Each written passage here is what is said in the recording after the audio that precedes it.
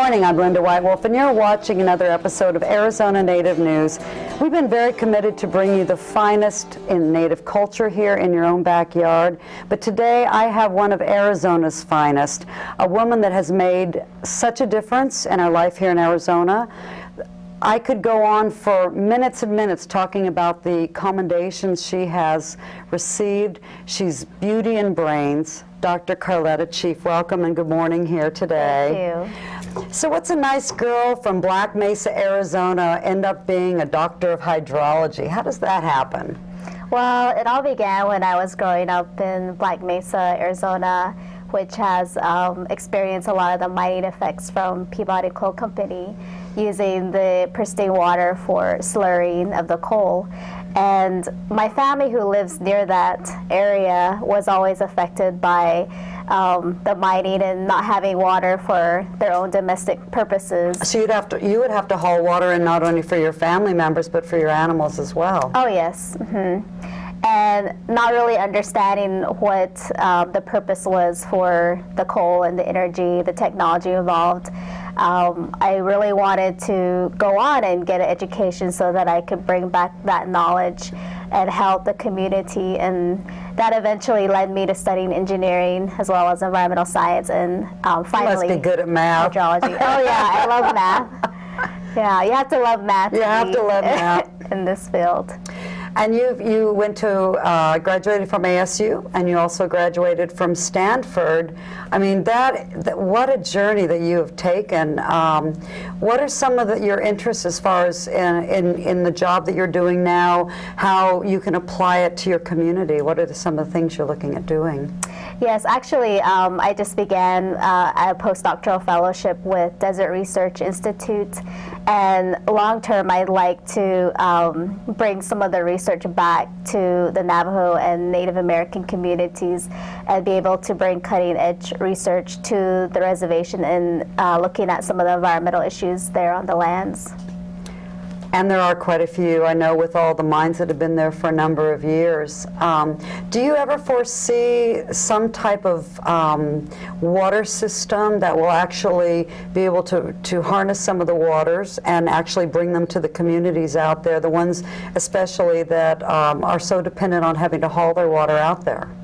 Yes, I know that the tribe is continually trying to build infrastructure for the water delivery system, but it is such a complicated issue, not only with the infrastructure, but also with water rights. And with the Navajo Nation, there is a lot of efforts going into the litigation of just quantifying the tribal water rights. Explain that a little bit. Well, the Navajo Nation is basically bordered by a lot of rivers, including the San Juan River, Colorado River, and the Little Colorado River. However, they do not have access to any of that water. Meanwhile, the water does go to major metropolitan areas such as Phoenix, Las Vegas, and as well as even in the upper Colorado Basin. So what you're saying, though, is the water that's coming off of your land, you can't harness it, but it's actually the water that's coming through our taps that we are actually enjoying here south in Phoenix. Oh, yes, correct. Now, I said beauty and brains, and I really did mean it, because you were crowned Miss Navajo Nation, which isn't like any other kind of beauty pageant, like the Miss America, Miss Universe, or anything like that. The beauty is the inner beauty, the outer beauty, but tell us a little bit about how that comes about and what you really need to do to actually be considered and become a contestant and ultimately win that title. Yes, the Miss Navajo Nation pageant is actually one of the most rigorous competition, not in the sense that most Americans are used to in the beauty pageant, swimsuits, etc. It's mostly promoting the preservation of the Navajo culture and language. So the competition... Is that kind of a prerequisite then? If you're going to compete, you have to be fluent in your language? Yes, you must be fluent in the Navajo language, be able to speak in public about any topic that might be you know, given that day, as well as being able to butcher a sheep. Butcher a sheep? Yes. Okay. Because not that for is the faint of heart. No, not at all. So you have to get down in the nitty-gritty and be able to do all those traditional tasks, making the food, as well as a lot of the cultural skills and arts of our people, and just being able to present that knowledge to the people. So my primary reason for participating was mostly to challenge myself, as well as to show young people that you can go to college, be educated, but maintain your language and your culture as a Navajo person. That's beautiful. What do you think was your biggest challenge, you know, when you left your family and the safety of your nation and everything that was familiar to you? Just really quickly, what do you think was your biggest challenge in trying to sort everything out, you know, living in the modern world and achieving as much as you have? What has kept you balanced?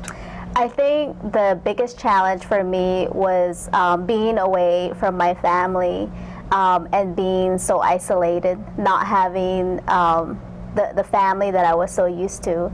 But what kept me balanced was knowing the traditional teachings of our people, and keeping that strong in myself, even if I was off the reservation. And then most importantly, just praying every morning and thanking the Creator for the blessings that are given to me each day. That's awesome. So your future is going with this this one utility company, Desert Research. Actually, it's a university research institute. Okay. The choices are many. I could continue on beyond the postdoctoral, which is 1 to 3 years, and then being a research faculty, and then teaching within the University of Nevada system at UNLV or UNR, or else going into other faculty that may arise between now and then.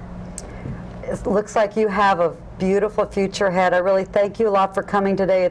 It's people like you that make Arizona Native people look really great. And coming up next, you can see and experience the beauty of Indian country right here in your own backyard. Have a great day.